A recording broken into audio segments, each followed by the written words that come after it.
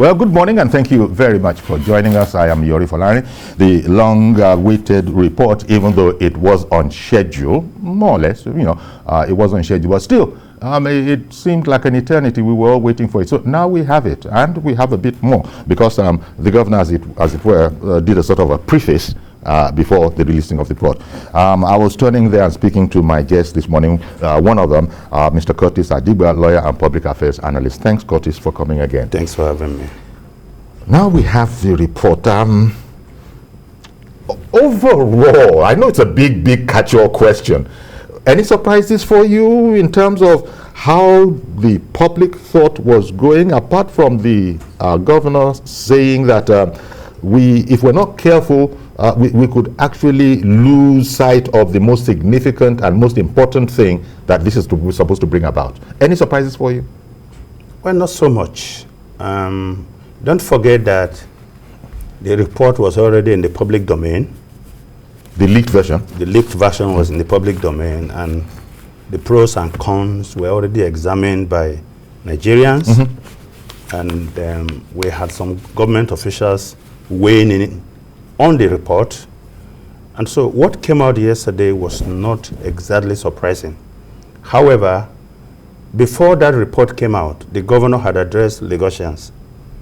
And in that very evocative message, he tried to telegraph some specific messages. Reading through, for me, mm-hmm. You could tell that he was in a hard place. He needed to go ahead of the curve and reassure Lagosians that, look, I'm your governor. You have elected me. I'm governor to those who believe there was a massacre. I'm governor to those who does not believe there was a massacre. However, the truth is the truth. Lagos is not just going to be a mega city, it's also going to be the city of truth. Mm-hmm. And so government is going to act based on the evidence that is available to government. And that was what we saw yesterday. Yes. Yes, so I was not surprised. Okay. Because, look, there's no way you slice it. There were a number of, should I use the word, damaging inconsistencies in the report in terms of numbers of allegedly dead people. You see, and the inconsistencies creates problem, not only in terms of how this report is perceived, but it creates difficulty in how you even get justice for those who were supposedly massacred. Because you see, like I say to people, the court of law requires real hard evidence for you to prove anything. It's not a skit where you hold on to your phone mm-hmm. and say, oh, I've sent you 500,000. With the touch of the phone, 500,000 is gone. And the recipient say, oh, and just smiles without asking for any evidence and say, I received or I didn't receive. The court of law is not a musical concert where the musician takes the floor, spews all kind of things that we don't even understand, but we're carried away by emotion and we are dancing. When it gets to the court of law, because you are asking the governor to punish certain people that you say committed grievous crime, but you have not given the governor any evidence to go after these people. You say, look, these guys massacred human beings, okay? And you are saying 9 of them were killed. In some places you said 11. Now you're saying to the governor, go after them. Go after these criminals, in quote, those who killed these innocent Nigerians. Prosecute them on behalf of the Nigerian people. Bring justice to their families. Mm-hmm. But the governor cannot just go take them to court and say, look, you killed people. And then the defense will say, where are the bodies? Where are the parents of these people? Well, so you're asking the governor to bring water out of the stone, okay. Out of stone. In that sense, the governor is almost in the public perception between a rock and a hard place. But let's play the report that TVC News put out yesterday on its main bulletin. Journalists from across the state media and the State House protocol crew setting up for the governor's state address. In no time, Governor and his team mounted the podium. He has gathered everyone for the update of the EndSARS White Paper report, but first expressed his reservation on the leaked report in circulation. While I commend the panel for undertaking its tasks to the best of its abilities. It is, however, regrettable that the panel's work and the leakage of an unauthorized version of the report has generated tension. Sadly, a deep wound has been reopened. I'm aware that Ayomide Taiwo. The governor recalls how he joined the youths during the protest last year and how he passed their demands to President Muhammadu Buhari and what led to the curfew on 20th of October 2020.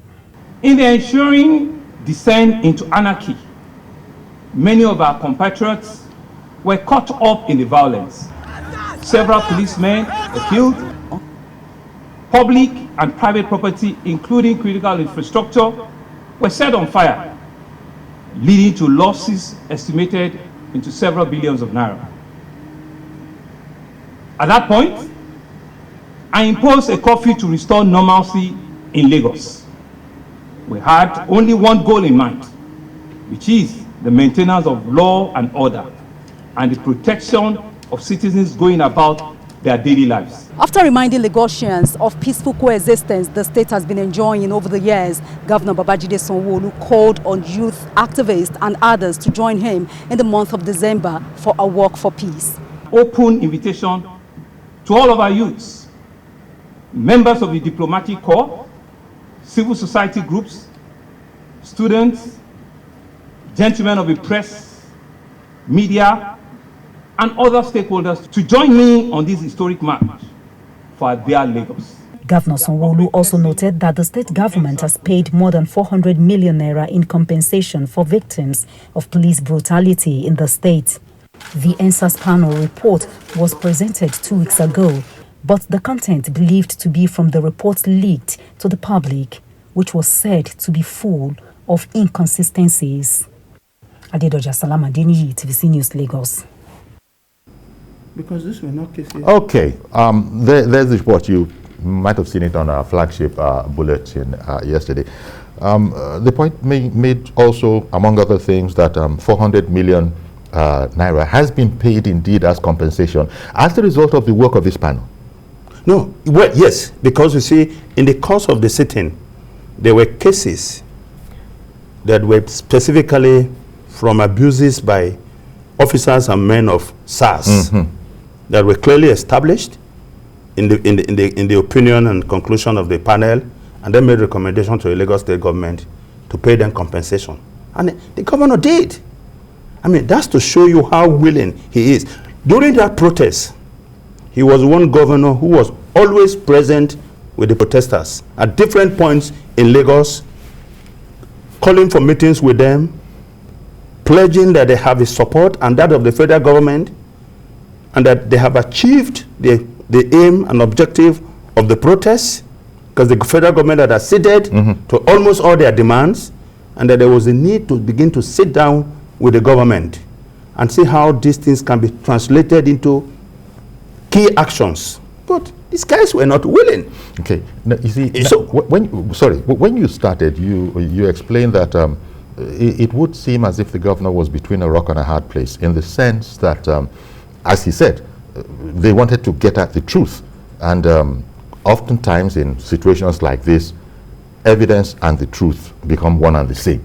And so you had explained that, look, the governor who had said that Lagos is going to concern itself with the truth of this matter and bringing closure, but however, the evidence available to the governor, which you pointed out, that is the only thing that he can work with, it's a problem. Now, there were eyewitness accounts that were given, and then there is the evidence that police and investigators pick up. Yes. See, don't forget that last week I said something. 3 categories of Nigerians as far as this EndSARS issue is concerned. The believers, the non-believers, and the proof seekers. Now, this report is not going to change minds. If you are a believer that a massacre happened in the place, it's not going to move the needle. In fact, what we are hearing is that, government convoluted this report to deliver already decided end.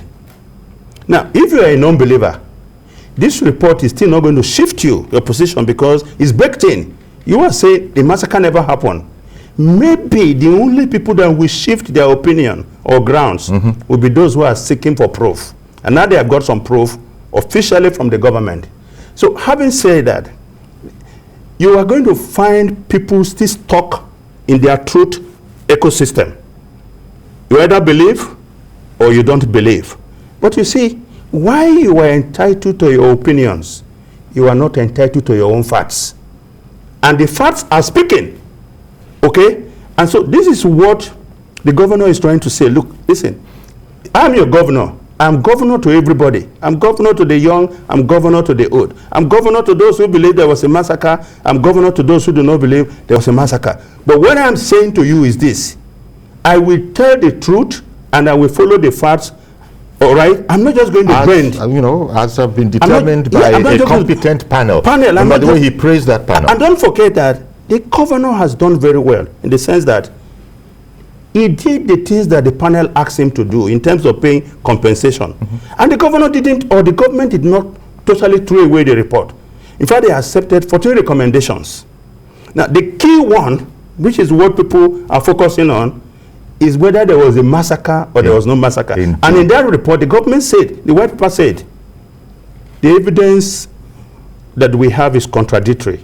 They're just mere assumptions and speculations, because you said 11 in other places. In another place you said 9. Out of the 9 you listed the names. A witness, Nathaniel Solomon, at the panel was listed as one of those killed. His own brother Abuta Solomon, that he testified was killed, was also listed. So, and then the forensic pathologist, Professor Bafonwa, said, look, 3 people died. Of all that he carried autopsy on, 3 people died. But only one had gunshot wounds. Yes. And that it couldn't be established whether the gunshot wounds came from soldiers or so. This and mean, if you are the government and you are being given a responsibility to go and prosecute people that were alleged to have committed an offense, and you see this and you say you don't have evidence, and that's why the government said, look, this panel work may have ended, but our commitment to the rights of our citizens has not ended. Okay. So if you have any evidence after this, okay, please put up a petition to the DPP, the Director of Public Prosecution in Lagos State. And if the evidence is credible, government will work on it. Okay. One moment, please. Kesandu in Owerri. Good morning, sir. I greet you, sir. God bless you, and happy new month. Indeed. Thank you for calling Good in. morning to Mr. Kurtis. Good morning. Uncle Yuri, we actually living the real substance of this whole committee to look at errors, little errors that we know might be typographical or things actually resolved, and living the main substances. Are we saying that the lives of our young people do not matter? I heard your guest saying and we don't negotiate with him like he has tried to even talk to us. Uncle Yuri, as I speak to you, there's still police brutality in Owerri. The military are still brutalizing us in a way. The police are still brutalizing us in a way. As I speak to you this moment, I'm not saying yesterday, as I speak to you this moment. And all we're saying is just to see, look at what happened in the United States of America. When George Floyd died, the whole country witnessed that protest that was Black Lives Matter. Look at the way the country treated it. Nobody went about beating about the bush. Look at what our government are saying. The government saying that our life does not matter. Our government saying that we do not deserve justice. Aside what happened on the 20th of last year, what about other incidents that have been happening in other parts of this country? Nobody wants to look at it. The military is just telling us that nobody died. Just like that. And everybody wants to swallow it hook, line, and sinker. And you want to tell us that the youth, what does not matter. You think we're not responsible? You think we're happy with the state of this country? Let me tell you, nobody is more Nigerian than another. Nobody loves this country more than any of us. We love this country. This is the country we can follow. Okay. All we're saying is that we want this to be done the right way. The Lagos government and the federal government should be sincere and honest and give us justice. This is all we ask.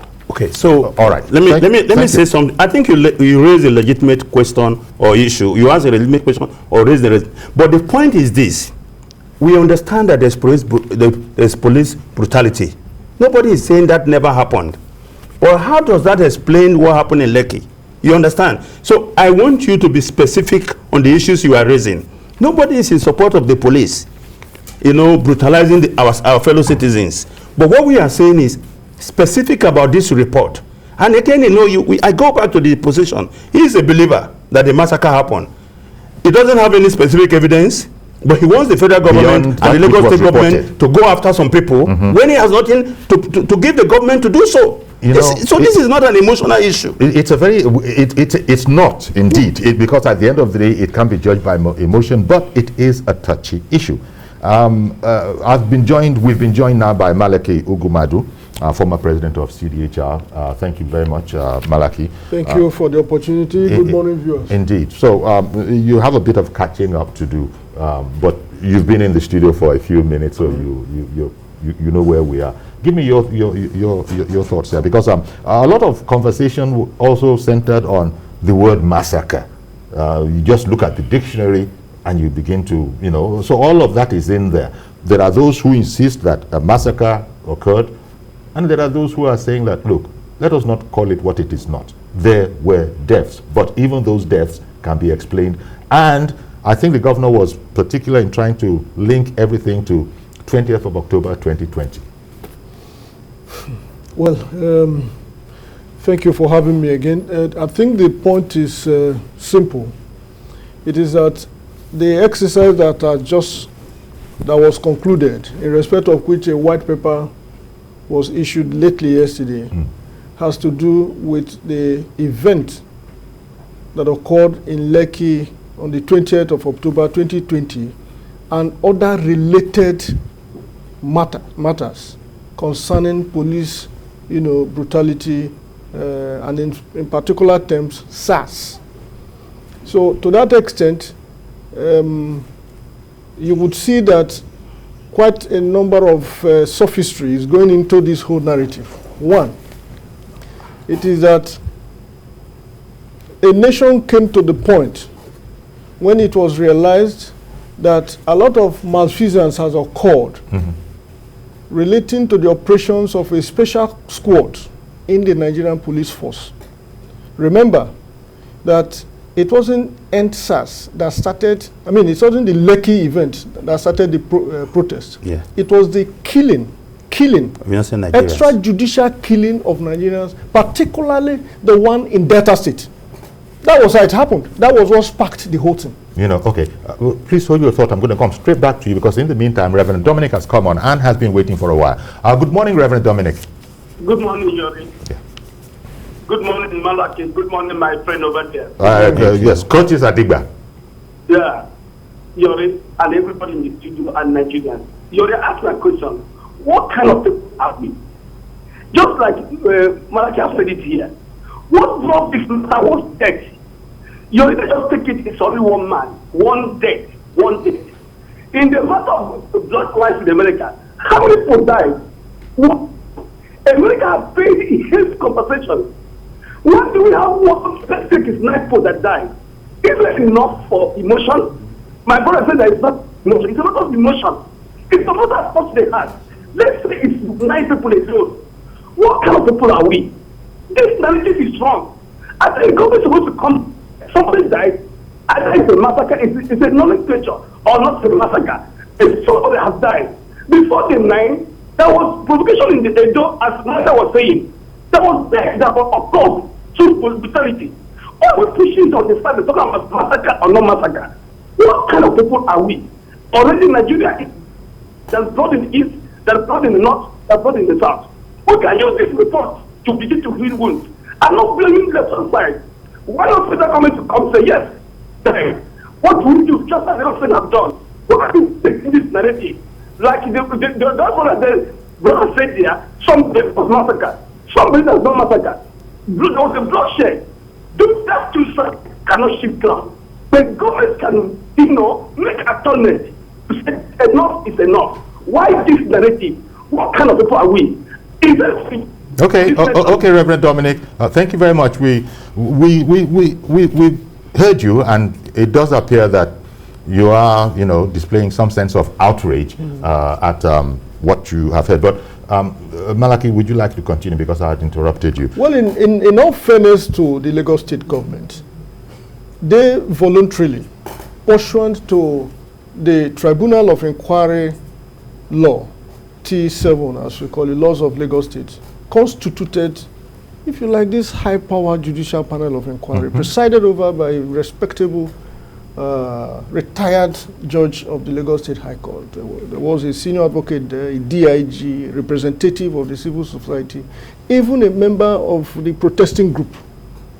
National Human Rights Commission was represented, and so on and so forth.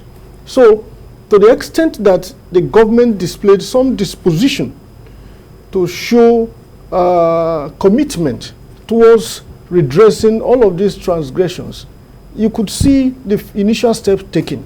Again, there were clear indications that there were no interferences. I was in the panel, I appeared. Yeah. However,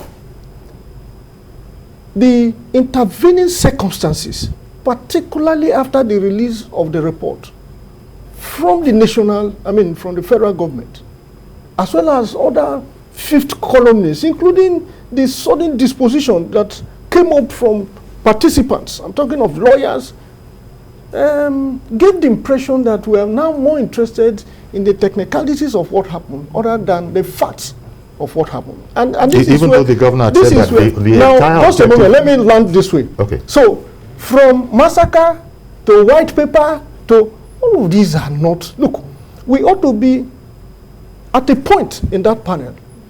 I appealed to address the panel, even if it was not my matter. And that was at the point where the prosecuting police officer, after showing, we were watching the video showing how a young boy was told to come out of the bus by SARS officers and shot point blank. The mother was fidgeting by my side. She was just close to me. The father was weeping. The elder sister who was standing in the witness box was, can you now see that your brother was? I said, no, just a minute, we are lawyers. Even section 228 of the evidence prohibits you from asking this kind of question that intend to provocate further and rubbing the pain as if we are not. So the point being made is that whether we like it or not, there are people who were maimed, people were killed. I'm not talking of just Lagos.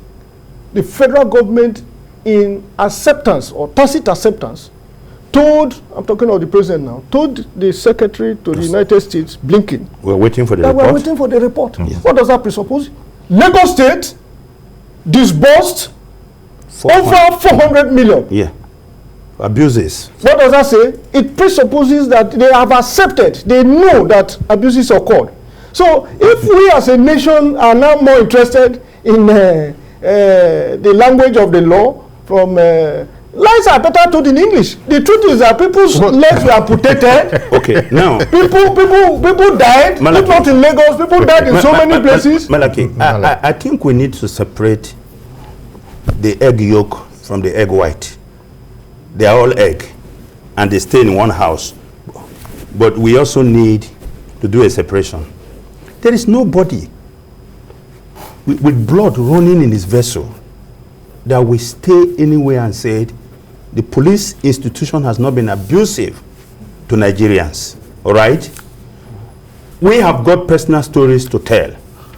But we are talking about a specific issue. And that issue was about what happened at Lekki.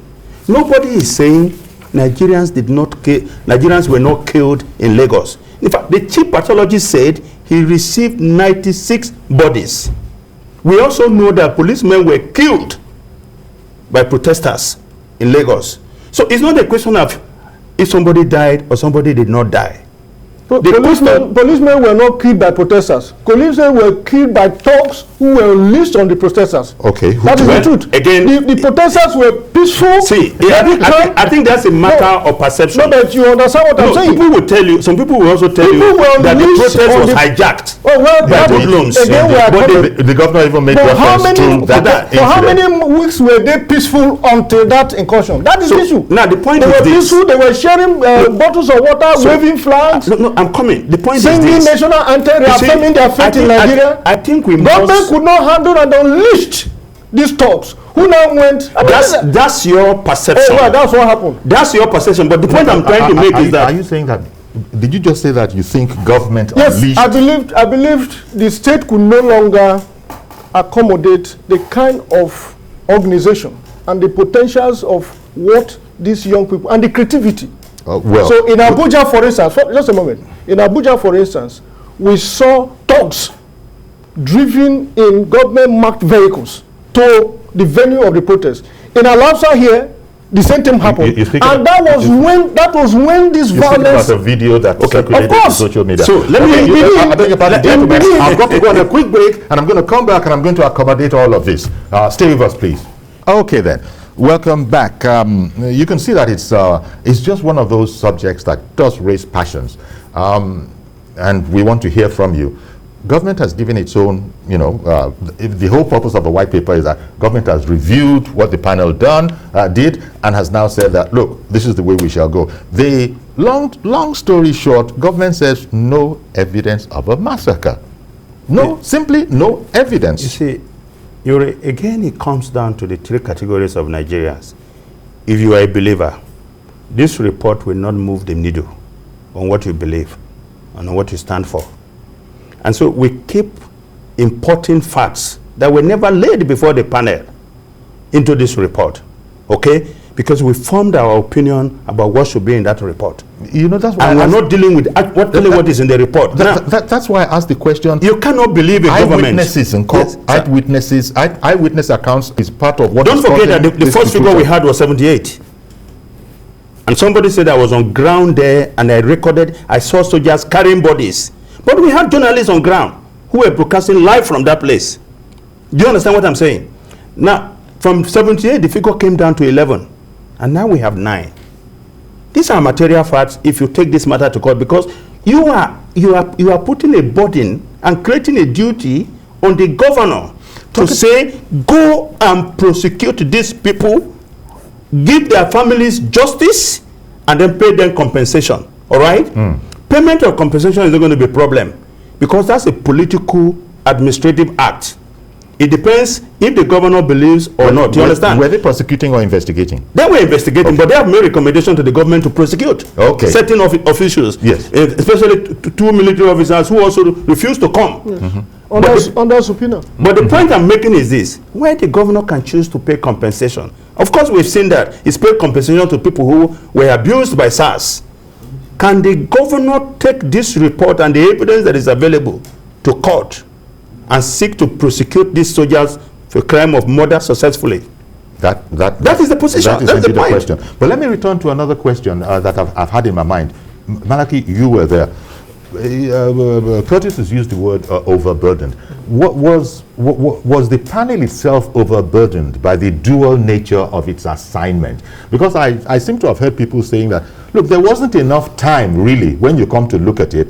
Otherwise, why would there be those gaping inconsistencies in numbers? If anybody had just if there had been time to review the findings and the report of the panel, those things might have been cleared up before the public is now talking about them as, how do you now want us to believe a report that is that inconsistent? In the same way, you would also express misgivings regarding a white paper that has sat for just about a fortnight, reviewing the panel's findings, recommendations that took a year and running into over 300 pages, headed by a retired chief judge. In the same way, you want to factor in the undercurrent waters that played out shortly before and during the preparation of this white paper. I'm talking about the federal government heightened campaign, outright rejection of a report, and all that went into this period given to this white paper. The point I'm making is simple. Who leaked the report? It is that, no, don't drag me into that. I was not. I was not. You want me to answer? The report was submitted to Lagos State government. You want me to answer who leaked the report? Yes. How will I know? who leaked it? Well, you should be telling me, because you know more about it. So let me give you this instance. One, the Oputa panel, was it officially released?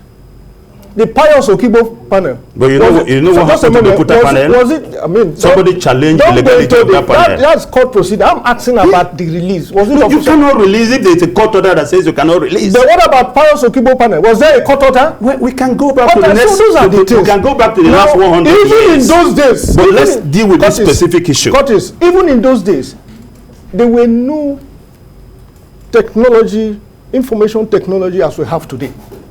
So there is nothing hiding under the sun.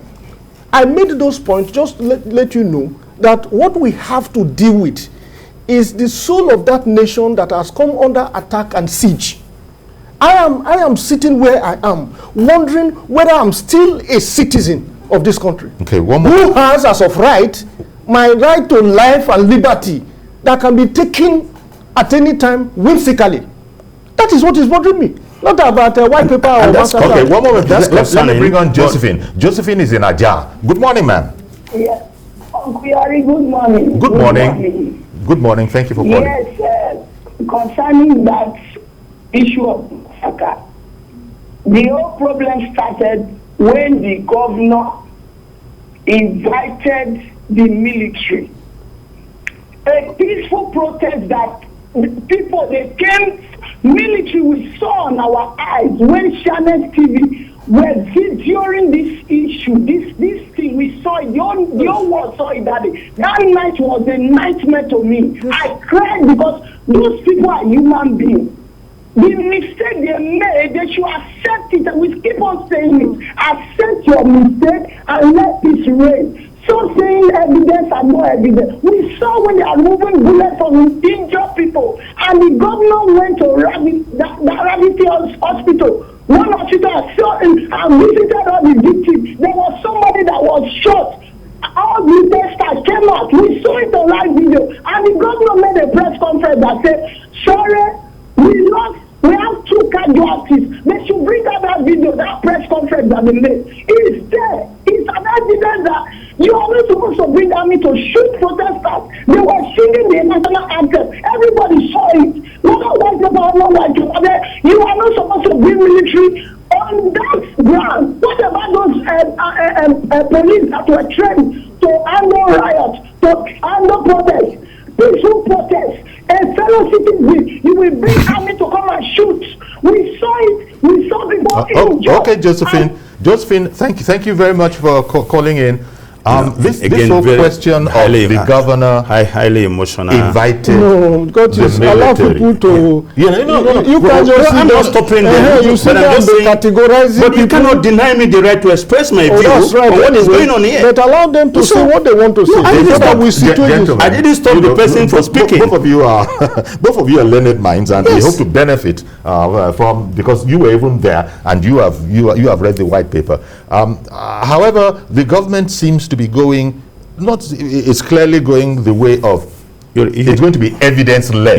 You see the problem here? Evidence-led. We are talking about the evidence provided to the government in the report. You know the problem is what it is. We know the problem I have with attitudes of some of the believers is that, killings happen all over. When you say believers, in case anybody joins us in the middle of the program, those who believe that there was a massacre. Now, here's the problem. Let's just say massacre. They will tell you they will tell you that killings happen all over the country. Yes, killings happen all over the country, but these killings take place in Lekki. This report was in respect of Lekki. So don't bring killings that happen in Benue, in Plateau, in Sokoto, in Zamfara to Lagos venue. We are talking of what happened in Lagos. Number 2, the last caller made a very critical point, which I have been shouting for the last 1 year. There were journalists on ground before, during, and after. Do you understand? After the massacre, because the panel also put it in inverted commas. So let me do the same.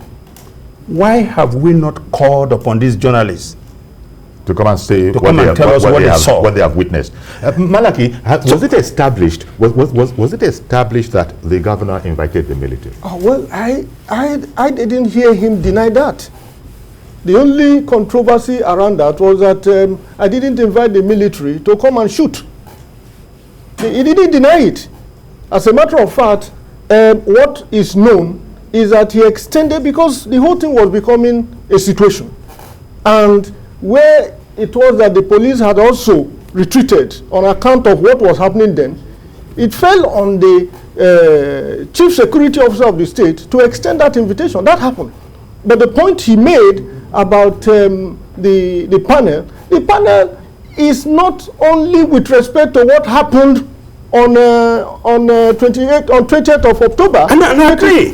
It's short. It's not about what's happened in other parts of the country. No, it's about what happened in Lekki. And related police brutality. That's in Lagos. The heading of the whole thing. In Lagos. So if they were killings after that, it was captured. But I think I don't want to be pulled too far away from. Well, you and I have to agree that this panel was in respect of Lagos State, of course, not in the whole country. It couldn't have been any. So when you cited killings in Asaba and so many other places, I said that was that was how the protest started. Yeah. The whole of this was constituted pursuant to the Tribunal of Inquiry law of Lagos State, so it couldn't have extended. Malachy, I am making the point. You and I agree that if one person was killed at Lekki, is deeply troubling. Of course. No Nigerian should have his or her life taken. So reducing the argument towards massacre, it doesn't make sense. Okay. Elliot is on the line. I've got to make space for Elliot. Good morning, Mr. Elliot. Is Elliot there? No, Elliot is not there. Please continue. So, if one person was killed in Lekki or at Lekki, it's troubling. So, not to talk of a massacre.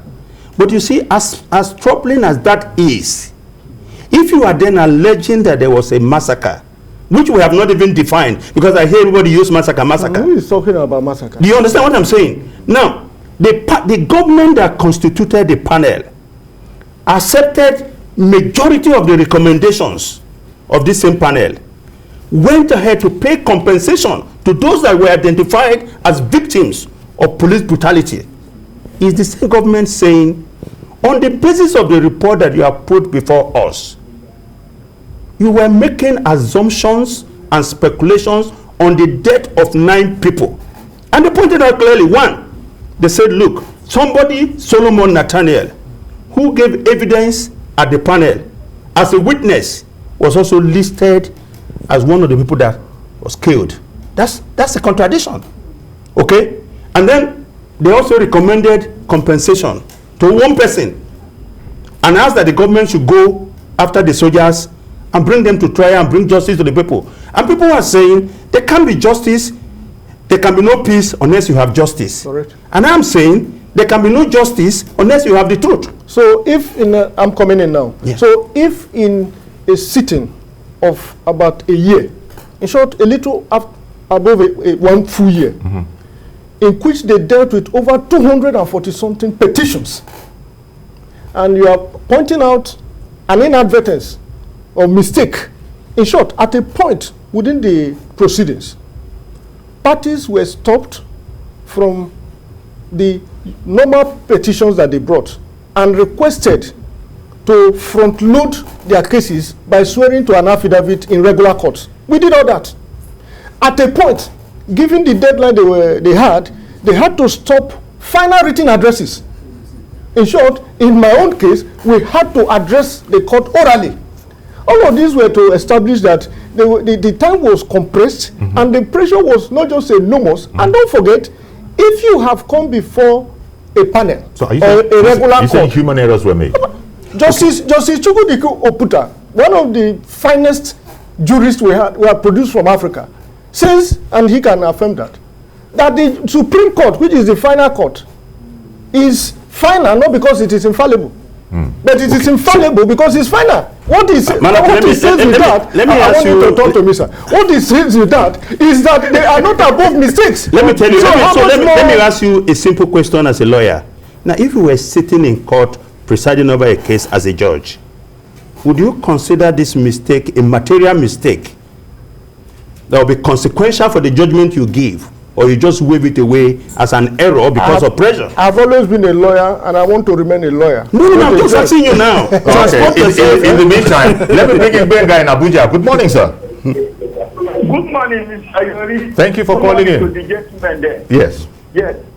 See, this issue, we should have a motion of sentiment. This is a national issue that tomorrow, in the next 100 years, we'll still make reference to.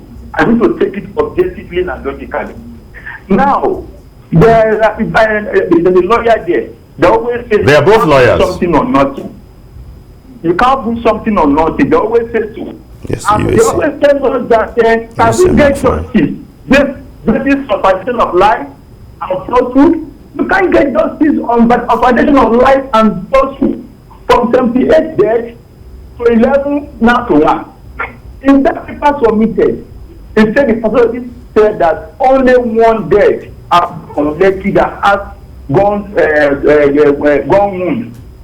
And the time I agree with it, there's only one person come with 11 names or 9 names, so to say. What is compensated? Those names, 9, where were they killed? Who killed them? Nobody give us those information. And they agree with the pathology. There only one death from Lekki. And another forensic said the bullet on that one did not show the bullet of the high velocity from an army, from a soldier.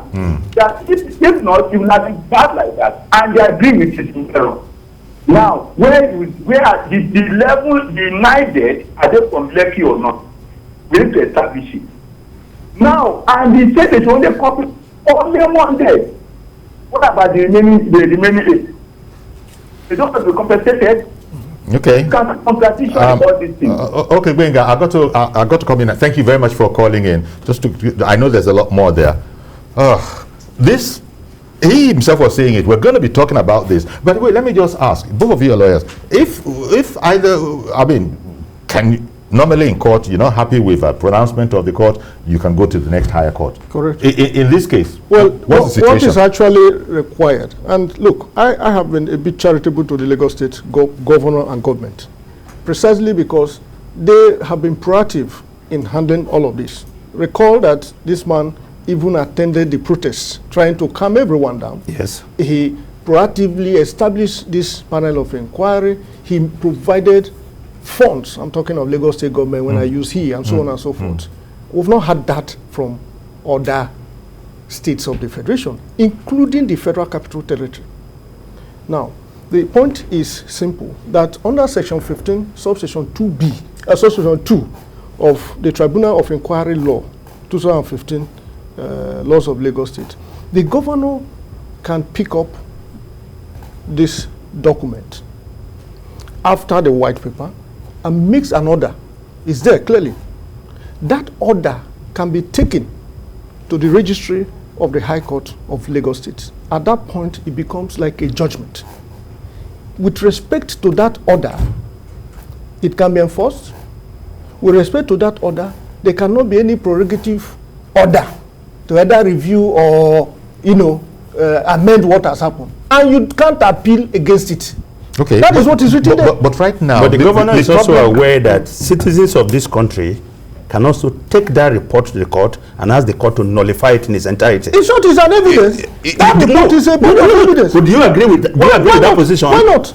The Constitution supersedes all of this law. Why do you think the governor would then want to overrule a panel he set up to review another report and then take it to court and register it when he knows he probably will not hold up in court? I am saying that it is an option available to the governor. And I agree with you, but I'm saying together with what he has also proposed, but I'm saying that individuals can go to court and ask the court to nullify that report in its entirety because it's not going to hold up.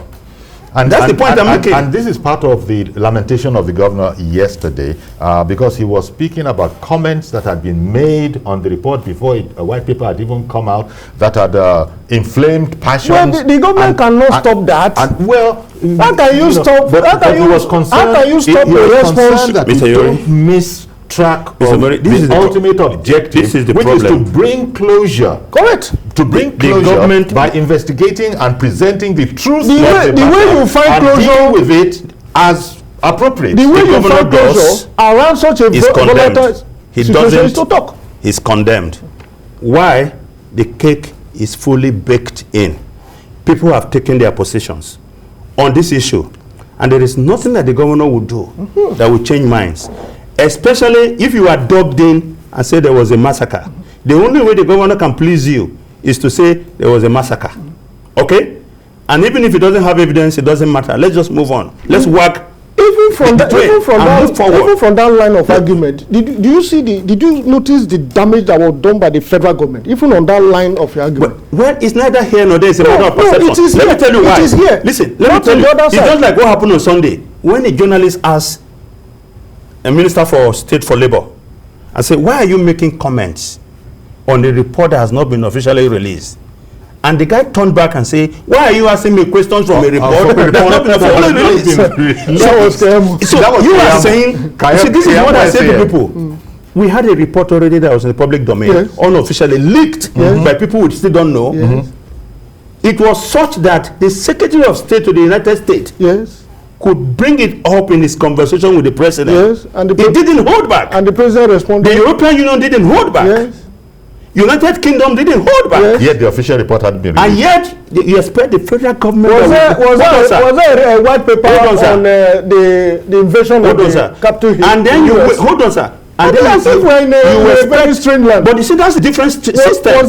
So how is it different from ours? Similarities. This is but it's not the same. It's not on all fours. What is challenges that we have? What is different? So why did you wait for the white paper if it was not? We were not waiting. We were talking. I'm talking as a Nigerian. You had already formed your opinion. That is because you have been dug in that view. We have a couple of lawyers in studio. I cannot be precluded from talking because you are talking about one white paper. You see, both of them on different sides of the divide.